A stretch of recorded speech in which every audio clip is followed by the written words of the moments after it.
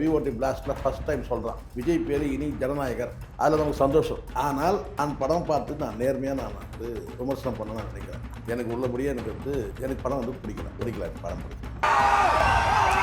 ஒன்று ஸ்டோரியில் நின்று இருக்கணும், இல்லைன்னா ஸ்க்ரீன் பிளேல நின்று இருக்கணும். சும்மா வந்து ஒரு ரசிகர் மாதிரி இந்த ரசிகர் குஞ்சுகள் வந்து கத்துற மாதிரி நம்ம அப்படி பார்க்க முடியாது. ஜனநாயகனில் வந்து என்னதான் வந்து இந்த கதையில் என்ன கதை சொல்ல வராங்க ஒன்றுமே புரியுது. இதில் ஏகப்பட்ட கத்திரி போட்டிருக்கிறது நல்லா தெரியுது. நிகழ்காலத்தில் ஸ்டாலின் ஸ்டாலின் தான் வந்து பிரதிபலிக்கிறாங்க. ஓப்பனாக பேசணும் அலர்ஜி எனக்கு. இந்த மறைமா இந்த நெலிஞ்சி கிழிஞ்சி இதெல்லாம் பேசலாம் கிடையாது. ஸ்டாலினை பிரதிபலிக்கிற மாதிரி ஒரு கேரக்டர். அப்படியே ஸ்டாலினை கொண்டு வந்திருக்கோன்னா நீ பிரகாஷ்ராஜ் நடிப்பு ஓப்பனாக சொல்ல மயிர் மாதிரி இருந்துச்சு. பிரகாஷ்ராஜ் நடிப்பு கடைசி நேரத்தில் வந்து ஃபைட் வேறு பண்ணுறாங்களாம்மா. அப்படியே வந்து நமக்கு அப்படியே பழைய விஜயசாந்தி ஞாபகம் வந்துச்சு. கொடுமனா வந்து ஐயோ சே எதுக்கு இந்த மாதிரி கேரக்டர் எந்த கேரக்டராக ஸ்ட்ராங் சொல்லுங்கள், மனசாட்சியோட சொல்லுங்கள். விஜயோட மனசாட்சிக்கே தெரியும். ஏன்னா வந்து கிட்டத்தட்ட 69 படம் நடித்தவர். ஒரு படத்தை இயக்குற அளவுக்கு வந்து விஜய்க்கு வந்து அந்த டேலண்ட் உண்டு. விஜய் மனசாட்சிக்கே தெரியும் இது காலின்னு சொல்லிட்டு. படம் வந்து ஒரு வேளை வந்திருந்ததுன்னா சொல்ல முடியாது, ஃப்ளாப் கூட ஆகிருக்கும். கள்ளக்குறிச்சி சம்பவத்தையும் தூத்துக்குடி துப்பாக்கி சூடு சம்பவத்தையும் ரெண்டுத்தையும் வந்து கனெக்ட் பண்ணியிருக்கீங்க. அதை ஒழுங்காக பண்ண வேணாம். அந்த டிவிக்கு அந்த கையை காட்டுறதும் அந்த முகத்தை காட்டுறதும் அப்படி இப்படி பார்க்குறதும் அப்படி பார்க்குறது எவ்வளோ ரசிக்க முடியும் இல்லையா? நம்ம தான் ஏற்கனவே பார்த்துருக்கோங்க. அதிகாரம் இருக்கிறதுனால படத்தை ஓட்டின மாதிரி காட்டலாம், அவ்வளோதான். தர படம் வந்து மொக்க படம் தான். காலையானா எனக்கு அலர்ஜி. இது சின்ன இந்த துண்டு சீன் போடுவாங்க இந்த இதில் வரும் பாருங்க நேரத்தில் பயந்து போய் என்ன கேட்டால் அவருக்கு வந்து ஓரமாக உட்காந்துப்பேன். அப்படி இருக்கும் பாலையோட வந்து அந்த அட்ராசிட்டி, அந்த அட்வென்ச்சர். ஆனால் அந்த படமே பெட்டர்னு தோணும் இதை பார்க்கும்போது எனக்கு. வணக்கம். ஜனநாயகன் படம் பார்த்துட்டு வந்தோன்னே நேராக நான் தான் உங்களுக்கு முதல்ல பேட்டி எடுக்கிறேன். படம் எப்படி இருக்குது? நீங்கள் நினச்ச மாதிரி இருக்கா முதல்ல படம்? இப்படி சொன்னால் ரசிகர்கள் தான் சொல்லுவாங்க, என்னங்க இப்படி சொல்கிறீங்கன்னு வாங்க. அப்படி சொன்னோன்னு வச்சுங்களேன், என்ன உடனே என்ன சொல்லுவாங்க கேட்டால் வந்து அவர் யார் தெரியுமாங்க, அவங்க ஆளுங்க அப்படின்னு சொல்லுவாங்க. இப்படி தான் போயிடும். நான் படம் பார்த்து நான் நேர்மையாக நான் வந்து விமர்சனம் பண்ண நான் நினைக்கிறேன். எனக்கு உள்ளபடியே எனக்கு படம் வந்து பிடிக்கவே இல்லை. எனக்கு படம் பிடிக்கல. எனக்கு வந்து இங்கே ஏற்கனவே நம்ம பல படங்கள் பார்த்துருக்கோம். நான் இந்த கண்ணோட்டத்திலே நான் படத்தை பார்க்கல. ஒரு முதலமைச்சர் அந்த டைட்டிலில் வருது இல்லை, அந்த டைட்டிலில் வர்றதில் கூட நான் கடந்து போயிட்டேன். படம் வந்து எந்த வகையில் வந்து படம் வந்து நல்லாயிருக்கு, கதையில் நல்லா இருக்கா, திரைக்கதையில் நல்லா இருக்கா, வசனங்கள் நல்லா இருக்கா, பாடல்கள் நல்லா இருக்கா, இசை நல்லா இருக்கா, இல்லை நிகழ்காலத்தில் என்ன சம்பவங்களை வந்து எப்படி சொல்லியிருக்கிறாங்க, நிகழ்கால சம்பவங்களை சொல்லியிருந்தாலும் கூட எப்படி சொல்லியிருக்கிறாங்க அப்படின்னு பார்க்கும்போது பார்த்தீங்கன்னா எதுலேயுமே நிற்கலை படம். ஒன்று ஸ்டோரியில் நின்று இருக்கணும், இல்லைன்னா ஸ்க்ரீன் பிளேல நின்று இருக்கணும். நம்ம அறிவார்ந்து பேசணும். நம்ம சும்மா வந்து ஒரு ரசிகர் மாதிரி இந்த ரசிகர் குஞ்சுகள் வந்து கத்துற மாதிரி நம்ம அப்படி பார்க்க முடியாது. அறிவார்ந்து படத்தை பார்க்குறேன் நான். எதுலேயுமே நிற்கலை, கதையிலே நிற்கலை, ஸ்க்ரீன் பிளேலே நின்று இருக்கணும். நீங்கள் ஒரு நூல் கதை வச்சுட்டாலும் ஸ்க்ரீன் பிளேல கில்லாடிலாம் இருக்கிறாங்க. ஸ்க்ரீன் பிளே பண்ணுறதுல ஸ்க்ரீன் பிளேவும் நிற்கலை. சரி, வசனங்களாவது ஒரு பளிச்சுன்னு 4 வசனம் இருக்கான்னு பார்த்தீங்கன்னா ஒன்றுமே இல்லை. பாட்டு சுத்தம். உன் பேரே வரலாறு, இதுதான் இது. உன் பேரே வரலாறு, உன் பேரே வரலாறு ஃபுல்லாக போட்டு தான் ஜனநாயகன். நான் தான் இப்போ சொல்கிறேனே, விஜய் பேர் நீ வந்து ஜனநாயகர் தான். ஏன் புரட்சி தலைவர்னு வைக்கும் போது ஜனநாயகன் வச்சுக்கூடாதா? வைக்கலாம். டைட்டிலே எடுத்துகிட்டு நம்ம சொல்கிறோம், இந்த விஓடி பிளாஸ்ட்டில் ஃபஸ்ட் டைம் சொல்கிறான் விஜய் பேர் இனி ஜனநாயகர். அதில் நமக்கு சந்தோஷம், நமக்கு மகிழ்ச்சி. ஆனால் படம் வந்து நம்ம உள்ளபடியே சொல்லிடணும்ல, ஏமாற்றக்கூடாதுல்ல ஆடியன்ஸை. படம் சூப்பராக இருக்குது அப்படின்னு. சூப்பருக்கு என்ன வேலை இருக்குது? இப்போது பிகில் படம் எடுத்துட்டிங்கன்னா ஒரு பெண்களை வந்து எப்படி வந்து ஊக்கப்படுத்துறது, ஸ்போர்ட்ஸில் எப்படி ஊக்கப்படுத்துறது, பெண்களை எப்படி முடக்கி வைக்கிறாங்கன்றதை அட்லி நல்லா சொல்லியிருக்கோம். ஒரு குடும்பத்தில் எப்படி, ஒரு பிராமண சமூகத்தில் எப்படி அடக்கி வைக்கிறாங்க, ஒவ்வொரு ஏழை குடும்பத்தில் குழந்தை எப்படி கஷ்டப்படுறா, அதாவது ஒவ்வொரு பெண்கள் குறித்தும் பேசும்போது தான் ஸ்ட்ராங்காக வச்சுருப்போம் சப்ஜெக்ட். பிகில் படத்தில் அதில் டபுள் கேரக்டர் போட்டிருப்பான். நிமிர்ந்து நிற்கும் படம், ஸ்டார்டிங்கில் நிமிர்ந்து நிற்கும். ரசித்து பார்த்தனாலாம் பிகில் படத்தெல்லாம் ஒரு முறைக்கு 4 தடவை பார்த்துருப்பேன். 4 தடவை இல்லை, மொத்தமாக கணக்கு போட்டால் ஒரு 40 தடவை பார்த்துருப்பேன், துண்டா. அப்படி இருந்தது பிகில் படம். போக்கிரி படமாக எடுத்துங்க, சிவகாசி எடுத்துங்க, இப்படி விஜயோட ஆக்ஷன் மூவிலாம் நீங்கள் எடுத்திங்கன்னா வந்து வேட்டைக்காரன் படம் சில பேர் நல்லா இல்லைன்னுவாங்க. எனக்கு ரொம்ப பிடிச்சிருச்சு. வேட்டைக்காரன் படத்தில் அதுவும் குறிப்பாக அந்த பயம்னு வில்லன் பேசுவாங்கல்ல லாஸ்ட் ஆமா சீன், ஆமா. அது ரொம்ப நல்லாயிருக்கும். அந்த படம் ரொம்ப எனக்கு பிடிச்சிருந்துச்சு, வேட்டைக்காரன் படம். இப்படி பல படங்கள், விஜயோட படங்கள் வந்து பார்த்திங்கன்னா வந்து நம்ம சொல்லினே போகலாம். பொதுவாக நான் வந்து எல்லா படமும் மோசமான படம் சொல்லலாம். நான் விஜய் படம் பார்த்தா 69 படத்தில் ஒரு 30 படம் தான் பார்த்துருப்பேன்.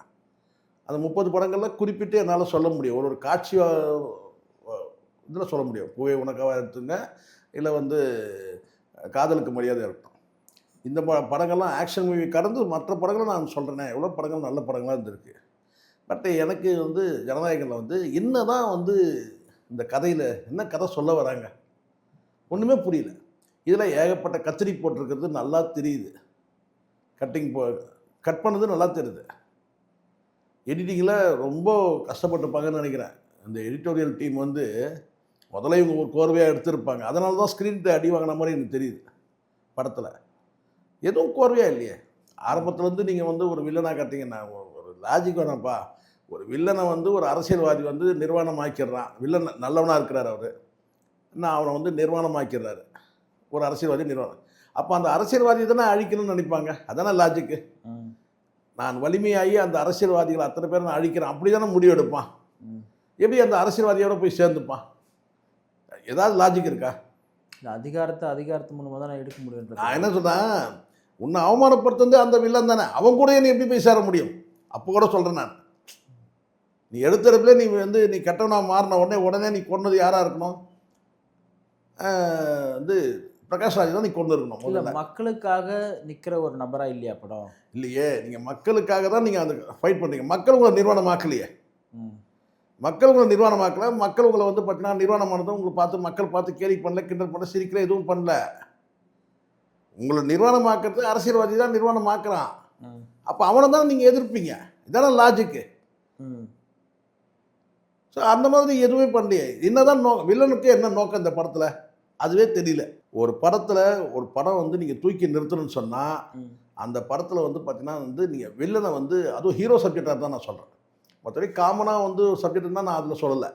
பட் நீங்கள் ஒரு ஹீரோவை நீங்கள் தூக்கி நிறுத்தணும்னு நீங்கள் ஒரு படம் எடுத்திங்கன்னா வில்லனை வெயிட்டாக காட்டணும். அதுதான் உங்களுக்கு வந்து அவன் வந்து நீங்கள் வந்து ரொம்ப பவர்ஃபுல்லாக காட்டணும் நீங்கள் வில்லனை. அப்போ தான் அந்த படம் நிற்கும். நீங்கள் ஹீரோவை நீங்கள் பவர்ஃபுல்லாக காட்டுறது பிரச்சனையே கிடையாது. நீங்கள் வில்லனை டம்மியாக காட்டிட்டு இதில் இத்தனை பேர் இருக்கிறாங்க. அந்த பிரகாஷ் ராஜை எத்தனை படத்தில் இப்படி காட்டுவீங்க? சகிக்கவே இல்லை நமக்கு பிரகாஷ் ராஜை பார்க்குறதுக்கு. எத்தனை படத்தில் பிரகாஷ் ராஜ், உங்களுக்கு பிரகாஷ் ராஜை விட்டால் வேறு ஆளே கிடையாதுடா உங்களுக்கு. நான் தெரியாமல் தான் கேட்குறேன். அந்த ஆள் நடித்த மாதிரியே எத்தனை படத்தில் நடிச்சிட்டு இருப்பான் நானும் கேட்குறேன். ஃபஸ்ட்டு அடி வாங்கினது அதில் தான் அடி வாங்குச்சு. படமே பிரகாஷ் ராஜில் தான் அடி வாங்குச்சு நான் ஓப்பனாக சொல்கிறேன். காரணம் என்னென்னா, என்ன நடிப்பு இது? நீங்கள் நிகழ்காலத்தில் ஸ்டாலின், மு க ஸ்டாலின் தான் வந்து பிரதிபலிக்கிறாங்க. ஓப்பனாக பேசணும் எல்லாத்தையும். எனக்கு இந்த மறைமா இந்த நெலிஞ்சி கிழிஞ்சி இதெல்லாம் பேசலாம் கிடையாது. மு க ஸ்டாலினை பிரதிபலிக்கிற மாதிரி ஒரு கேரக்டர். அப்படியே ஸ்டாலினை கொண்டு வந்திருக்கோனா நீ பிரகாஷ் ராஜ் நடிப்பு ஓப்பனாக சொல்கிறேன், மயிர் மாதிரி இருந்துச்சு பிரகாஷ் ராஜ் நடிப்பு. ஓப்பனாக சொல்கிறேன். நீங்கள் மு க ஸ்டாலினை தான் மையப்படுத்திருக்கீங்கன்னா மு க ஸ்டாலின் அப்படியே கண்ணுக்கு முன்னாடி கொண்டாந்து நிறுத்திருக்கோனா? ஒரு வசனம் மட்டும் பேசினா போதுமா? என் பேரன் ஆள்வான், என் மகன் ஆள்வான், என் பேரன் ஆள்வான். இது ஏற்கனவே தெரிஞ்சு போன ரெக்கார்டு தானே இது. மு க ஸ்டாலினை கொண்டு வரீங்கன்னு சொன்னால் ஒன்றுமே வேணாம். அந்த ஒரே ஒரு டயலாக்ல வந்து கொண்டாந்து நிறுத்திட்டு இருக்கணும். நீங்கள் பிரகாஷ் ராஜால் அது முடியும் தான். ஏன் பண்ணல? ஏதோ பிரகாஷ் ராஜ் வந்து பார்த்தீங்கன்னா வந்து ரொம்ப கம்பல் பண்ணி கூப்பிட்டு வந்து நடிக்க சொன்ன மாதிரி அந்த நடிப்பு, அந்த தோரணம் இருக்குது. இல்லை, இது பகவந்த் கேசரி மாதிரி இருக்கா? எனக்கு தெரிஞ்சு அது பெட்டராக இருக்கு. தப்பாக தான் இருக்க சொல்கிறேன். ஏன்னா எனக்கு பாலையா படமும் எனக்கு நான் பார்த்ததே கிடையாது. ஜனநாயகன் படம் வந்து பகவந்த் கேசரின்னு சொன்னதுனால என் வாழ்நாளில் வேறு வழியே இல்லாமல் பகவந்த் கேசரி ஃபுல்லாக பார்த்தேன். அது இருக்க ஒரு 3 மாதத்துக்கு முன்னாடி, 3-4 மாதத்துக்கு முன்னாடி ஃபுல்லாக அந்த படம் தான் இது ரீமேக்குன்னு சொன்னதுனால நான் செஞ்சேன். அந்த படத்தை ஃபுல்லாக பார்த்தேன். விதியேன்னு பார்த்தேன். வாழையானா எனக்கு அலர்ஜி. இது சின்ன இந்த துண்டுக்கு சீன் போடுவாங்க பார்த்து, இந்த இதில் வரும் பாருங்க நேரத்தில் பயந்து போய் நான் கேட்டேன். அப்படி வந்து ஓரமாக உட்காந்துப்பேன் இந்த மூலையில். ஏன்னா அப்படி இருக்கும் பாலையாவோட வந்து அந்த அட்ராசிட்டி, அந்த அட்வென்ச்சர் ரொம்ப ராவாக இருக்கும்.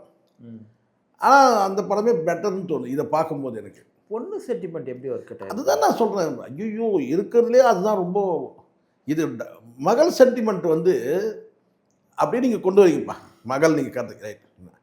இப்போது விஸ்வாசம் படத்தில் நீங்கள் மகள் கேரக்டர் நீங்கள் பார்த்தீங்கன்னா அது வந்து கரெக்டாக இருக்கும். அவர் வந்து ஃபுல்லாக நரை முடியோடு இருப்பார். அதில் என்னன்னு கேட்டால் வந்து நயன்தாரா வந்து கொஞ்சம் எங்கே தானே காட்டுவாங்க, அவங்கள வந்து வயசான கேள்வியாக காட்ட முடியாத இல்லையா. ஹீரோவுக்கு வந்து நரை முடியாக இருந்தாலும் அவங்களுக்கு வந்து பார்த்திங்கன்னா வந்து சின்ன பொண்ணை தான் காட்டணும். அவங்க இருந்தாலும் நயன்தாராவோட மகள்னு சொல்லி காட்டும்போது அந்த குழந்தையோட அந்த ஃபேஸு அதனுடைய மூமெண்ட் எல்லாமே வந்து பார்த்திங்கன்னா வந்து மகள் சென்டிமெண்ட். ஆனால் இந்த பொண்ணு மமிதா பைஜு வந்து பார்த்திங்கன்னா மகள் சென்டிமெண்ட்டுக்கு ஒர்க் அவுட்டே ஆகலை. தங்கச்சின்னு வேணால் எடுத்துக்கலாம், அது செட் ஆகிருக்கும். இப்போ விஜயோட தங்கச்சி மமிதா பைஜுனா கரெக்டாக இருந்திருக்கும். அப்படி தான் இருக்குது. பட் இவரையும் ரொம்ப ஓல்டேஜாக காட்ட முடியாது, விஜயே ஓல்டேஜாக காட்ட முடியாது. இந்த பொண்ணை வந்து பார்த்திங்கன்னா வந்து மமிதா பைஜே என்ன இதுக்கு மேலே என்ன செய்ய முடியும், செதுக்க முடியும், ஒன்றும் பண்ண முடியாது, இருக்கிற உருவம் தான். அப்போ அது பார்க்கும்போது பார்த்திங்கன்னா ஒர்க் அவுட்டே ஆகலை, நடிப்பும் ஒர்க் அவுட் ஆகலை. ஒரு மகள் சொன்னால் வந்து அந்த படத்தில் நல்லா ஒர்க் அவுட் ஆகிருக்கும். விஸ்வாசம் படத்தில் இருக்கிற அந்த பொண்ணு அது வந்து ஒரு இல்லை திருஷ்யம் படத்தில் வந்த மோகன்லால் இருக்கிற அந்த சின்ன பொண்ணாக வரும், 2 பொண்ணு இருக்கும், 2 பொண்ணு ஒரு சின்ன பொண்ணாக வரும் பாருங்க. அந்த மாதிரி வந்து ஒரு குழந்தை வந்து ஒரு சைல்டு ஃபேஸாக போட்டு பண்ணிங்கன்னா அது கொஞ்சம் ஒர்க். மகள் சென்டிமெண்ட்டே ஒர்க் அவுட் ஆகலை. இதில் வேற கடைசி நேரத்தில் வந்து ஃபைட் வேறு பண்ணுறாங்களாம்மா. இது அப்படியே வந்து நமக்கு அப்படியே பழைய விஜயசாந்தி ஞாபகம் வந்துடுச்சு. கொடுமனா வந்து ஐயோ சே எதுக்கு இந்த மாதிரி வந்து படம் வந்து எனக்கு டோட்டலாக வந்து ஃபைட் சீன் கூட பார்த்தீங்கன்னா எல்லாமே வந்து ஸ்லோ மோஷனில் காமிச்சிங்கன்னா எப்படி, எதுவுமே வந்து நீங்கள் எதுவுமே வந்து பார்த்தீங்கன்னா வந்து விஜயோட ஃபைட் எப்படி இருக்கும், ஒரு படத்தை வந்து எப்படி இருக்கும் தெரியுமா விஜயோட ஃபைட்டு. எந்த படம் வேணாலும் நீங்கள் எடுங்க, கிளைமேக்ஸ் எல்லாம் வேறு லெவலில் இருக்கும் சார். வந்து ஃபைட்டு கத்தி படத்தெல்லாம் என்ன மாதிரி ஃபைட்டு, நிமிர்ந்து உட்காந்துடலாம் கத்தி படத்தில். இது என்ன இது ஒன்றும் எனக்கு புரியவே இந்த கடைசி நேரத்தில் பார்த்தா எல்லாமே ஸ்லோ மோஷன்ப்பா. ஹீரோயின் எப்படி இருக்காங்க படத்தில், அவங்களுக்கு வேலையே கிடையாது, இருக்கிறாங்க அவ்வளோதான், அதை தவிர வேறு எதுவும் சொல்கிறதுக்கே இல்லை. ஹீரோயினுக்கு ஒரு வேலையும் கிடையாது. கிளாமர் இருந்தால் தானே காட்ட முடியும், கிளாமராவது காட்டியிருக்கலாம், கிளாமர் இருந்தால் தானே காட்ட முடியும். அவங்களாம் வச்சுக்கிட்டா வஞ்சனை பண்ணுறாங்க, அவர் சூஸ் பண்ணதே தப்பு. இல்லை அவருடைய கடைசி படம் இது. ஆமாம், வந்து இதெல்லாம் யோசிக்காம ஒரு படத்தில் நடிச்சிருக்கோம். இல்லை இது ஏதோ அவசர கதியில் பண்ணியிருப்பாங்கன்னு நினைக்கிறேன். கோட் படம் வந்து லியோ படம் வந்து நல்லா போச்சு, கோட் படம் கொஞ்சம் ஆவரேஜ்னு சொல்ல முடியும், காலி தான் அது கிட்டத்தட்ட.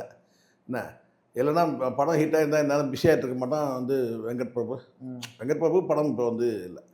ஆனால் வந்து பரவாயில்ல, இருந்தாலும் வந்து விஜயகாந்தெல்லாம் வச்சு ஒப்பேற்றிருப்பாங்கன்னு வச்சுங்க. அதில் அவனை இவனெல்லாம் போட்டு வில்லனாக்கி பிரசாந்த், பிரபுதேவா, மைக் மோகன்லாம் போட்டு ஏதோ ஒப்பேற்றிட்டாங்க அந்த படத்தை. பட் இதில் வந்து பார்த்தீங்கன்னா கேரக்டர்களே ஸ்ட்ராங்காக நிற்கலை, இதுதான் உண்மை. கேரக்டர் எந்த கேரக்டராக ஸ்ட்ராங் சொல்ல சொல்லுங்கள், மனசாட்சியோட சொல்ல சொல்லுங்கள். விஜயோட மனசாட்சிக்கே தெரியும். ஏன்னா வந்து கிட்டத்தட்ட 69 படம் நடித்தவர், ஒரு படத்தை இயக்குற அளவுக்கு வந்து விஜய்க்கு வந்து அந்த டேலண்ட் உண்டு. விஜய் மனசாட்சிக்கே தெரியும் இது காலின்னு சொல்லிட்டு. பரிதாபமாக இருக்குது அவனை பார்க்குறதுக்கு, யாரா வில்லனை பார்க்குறதுக்கு, பாபி தியோலை பார்க்குறதுக்கு பரிதாபமாக இருக்குது. என்னன்னு கேட்டால் இந்தியா அழிக்கிறேன், என்னடா இந்தியானோ சோம்பு அப்படி மாதிரி சொல்கிறீங்க அசால்ட்டா. இது கேட்டால் அவர் இந்தியாவே நான் வந்து அழிக்க வந்தவர். கடைசி நேரத்தில் இந்த வந்து இந்த கார்ட்டூனை வச்சு ரோபோன்னு காட்டுறீங்க, ஏமாற்றிட்டீங்க. ரோபோ நான் கூட ஏதோ ஹாலிவுட் பிக்சர்ஸில் காட்டுற மாதிரி, இது ஜேம்ஸ் கேமரன் காட்டுற மாதிரி ஏதோ ரோபோ இருக்குன்னு பார்த்தா இந்த கார்ட்டூன் இந்த இதில் விளையாட இந்த சொல்ல இந்த பசங்களாம் சின்ன குழந்தைங்களாம் விளையாடுவாங்கல்ல, ஆமாம் காடு கார்ட்டூன், அந்த மாதிரி வந்து பார்த்தீங்கன்னா வந்து அந்த ரோபோக்கள் வந்து சார் நாங்கள் பிரம்மாண்டம் நினச்சப்பா கடைசி படத்தில் ரோபோக்கள்லாம் நடிக்குதான் அப்படின்னு சொல்லி பார்த்தா இது வந்து பார்த்தீங்கன்னா காமெடியாக இருக்குது அதை பார்க்குறதுக்கு. ஸோ எதுவுமே ஒர்க் அவுட், கதையாவது வந்து ஒரு பின்னி பண்ணி கேட்டால் எல்லாத்துக்கும் ஃப்ளாஷ்பேக் கொடுத்தா எப்படிப்பா, எல்லாருக்கும் ஃப்ளாஷ்பேக் படத்தில். விஜய்க்கு மட்டும் ஃப்ளாஷ்பேக் கிடையாது நினச்சிடாதீங்க, பிரகாஷ் ராஜுக்கு ஒரு ஃப்ளாஷ்பேக் இருக்குது, பாபி தியோலுக்கு ஒரு ஃப்ளாஷ்பேக் இருக்குது, மமிதா பைஜுக்கு ஒரு ஃப்ளாஷ்பேக் இருக்குது.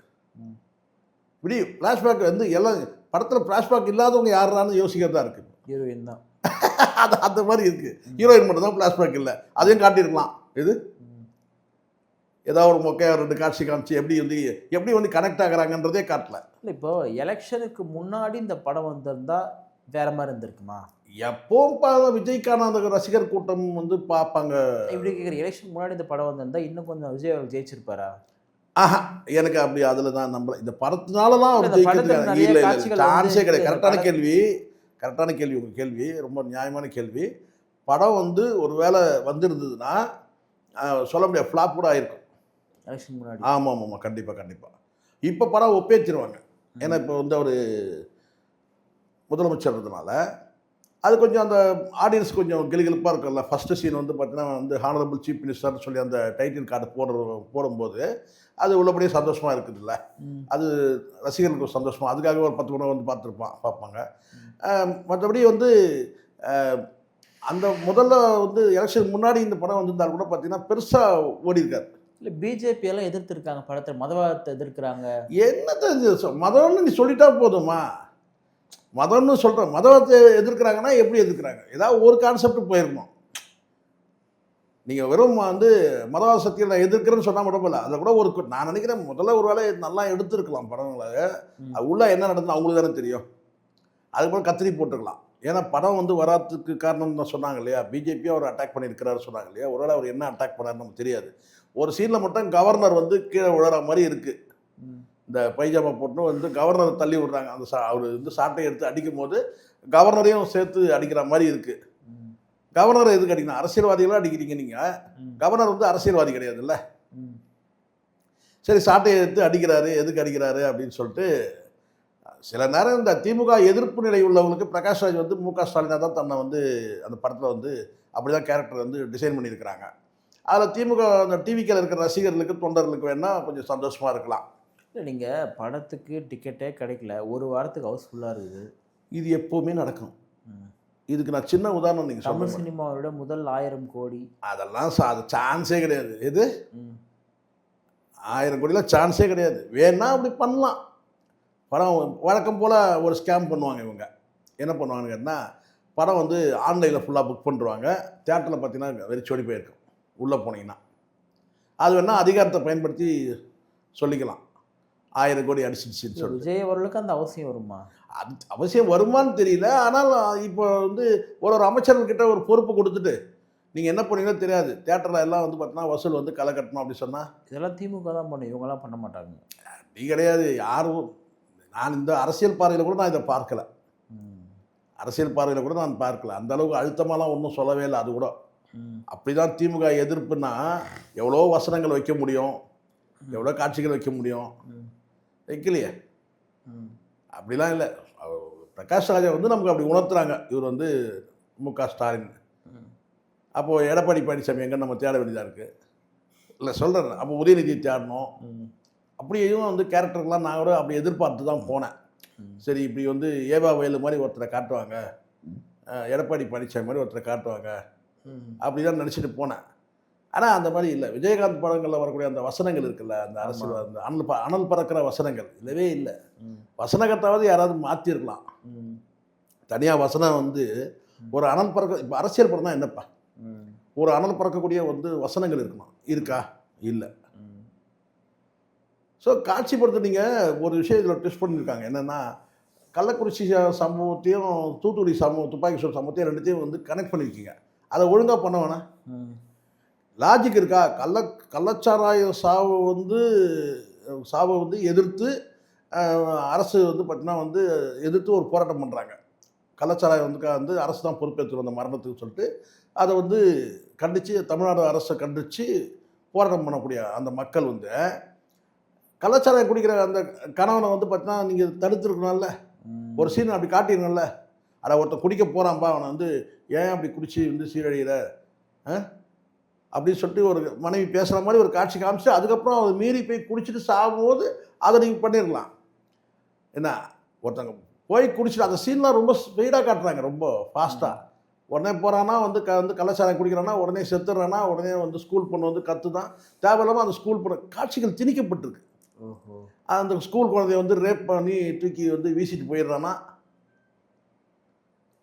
காட்சிகள் சொல்கிறேன் நான். திடீர்னு அந்த யூனிஃபார்ம் போட்ட அந்த துப்பாக்கி சூடு, தூத்துக்குடி துப்பாக்கி சூடில் வந்து போராட்டம் பண்ணுறவங்களை சொல்கிற மாதிரி ரெண்டுத்தையும் கனெக்ட் பண்ணி ஒழுங்காக செய்யலன்றேன். ரொம்ப இன்ஸ்டண்ட்டாக அவசரமாக பண்ண மாதிரி இருக்குது.